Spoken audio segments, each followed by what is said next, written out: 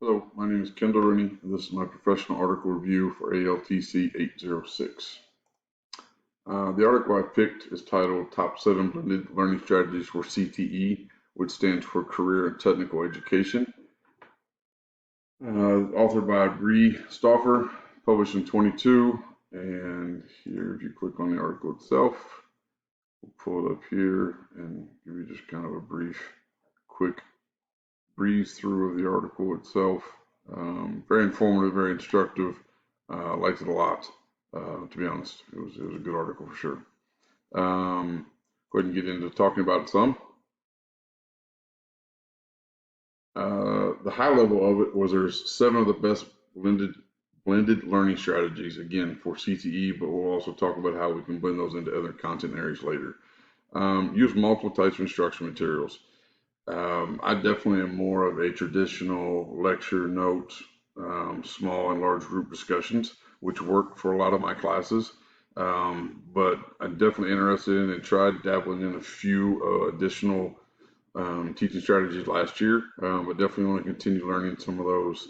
Have some questions about that. Again, we'll talk about a little bit later. Incorporate technology for reinforcement. Most of my classes, I'm in a computer lab, so most of my classes we will use, if not the students' Chromebook, more times than not, the desktops that we have inside the classroom itself, especially for graphic design, digital media. We'll go out and use cameras, video cameras. Let's use the students use their phones. So definitely, I do incorporate technology, but always looking for new ways to incorporate some technology into new software or new widgets, if you will, out there on the internet. New teaching techniques. This one makes me nervous because I feel like you got to give it time to see if it works or not. And with 5 to 7 different preps, figuring out which class to try it in, which class not to try it in. Again, we'll talk about it a little bit later in some of the questions I have for you guys. Keeping the traditional methods. Definitely want to keep doing the lectures and notes. I tell my students when we're going through maybe a 2 or 3 day section that's heavy in notes and lecture, that I want the discussions to still happen. I still want us to talk. I don't want this just be me up there spitting out information off PowerPoint slides and them filling out. We do create note guides for each section that we go over to highlight the important information, and that way students can put into their own words what we're discussing in the class. Vary your assessments. I never really thought about this one too much, about since we do so many projects in my class, having an actual final or a chapter review or unit review as a project. Something this article talks about and pretty good, kind of high level, but get you in the weeds a little bit. Something I'm definitely going to think about possibly doing, especially in some of the marketing or business communication projects, classes I teach, actually having a project as their final. Be something different, but also be something I think the students would enjoy and be engaged. And mix up our work styles, or work group styles, definitely try to do this. Some projects we do is 1 or 2 people, some are 3 to 5 people. Sometimes I let the students pick their own partners, and sometimes I do it myself. Just telling them, picking your best friend for this project may not be the best thing because you're going to sit there and chat the whole time. If you're a very creative person, picking somebody else who's very creative, and this is a research-based project, may not bode well for you. So I try to get them to think about things before they just pick their best friend and go sit and chat or play on their phones for the time.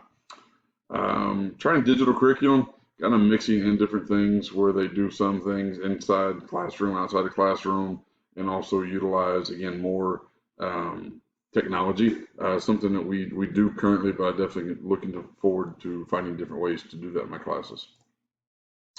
The article defines blended learning as an education strategy that features multiple teaching methods to help students learn more effectively than one method on its own.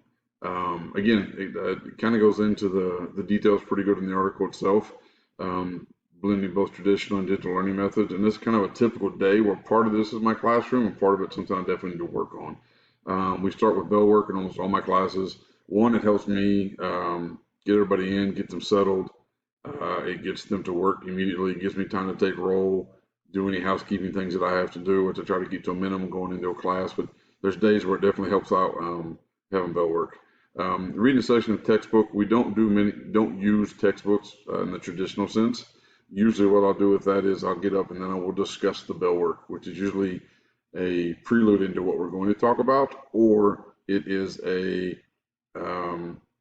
follow-up to our last discussion, our last class we had. Definitely get lecture and notes. I'll prepare the students. Hey, look, we got 50 minutes of notes here, but then we're going to do a project, or we've got most of the class at lecture and notes. However, we're going to work on some other things and do some small activities during the class itself. Small group, large group discussions, definitely implement that. I really enjoy listening to the kids speak about things and talk about the things they've learned. Exit ticket and or homework. Don't usually give a lot of homework. Something I've kind of teeter-tottered about going into next year. We're just working on some projects outside of schoolwork. Exit ticket is something I'm trying to implement in more of my classes, just to make sure that my students are learning what I think they should be learning and make sure they're grasping the content that we're presenting to them. Something I'm definitely looking into doing a little more of next year. How to implement some of these strategies. I currently use a traditional method, like I said, of lecture notes to small groups and projects. I am definitely leaning more and more towards project-based learning. And again, reading some of the articles in this class and the other class, not just assigning projects, but making sure the kids ensure they understand the projects and the content. I definitely utilize technology like we talked about. I can take it a step further in some of my classes, again, just learning more different ways to implement new things.